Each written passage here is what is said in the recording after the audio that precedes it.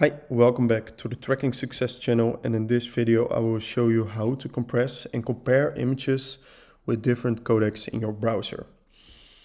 Just go to Squoosh app right here, and then you can copy and paste or select a picture. So picture of a farm, high resolution.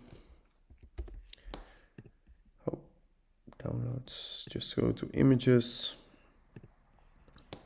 Well, just this beautiful image, and I will paste it right here. I hope this works. Right. And here you can get the image, and you will see how it's compressed with all the sizes like WebP, how it will show. You can also resize it, reduce palettes,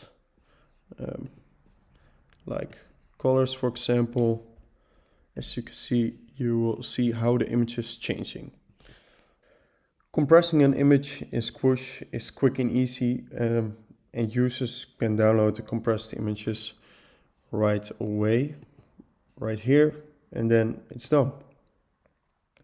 So this was a video. I hoped you get a few insights from it, and I will see you the next time.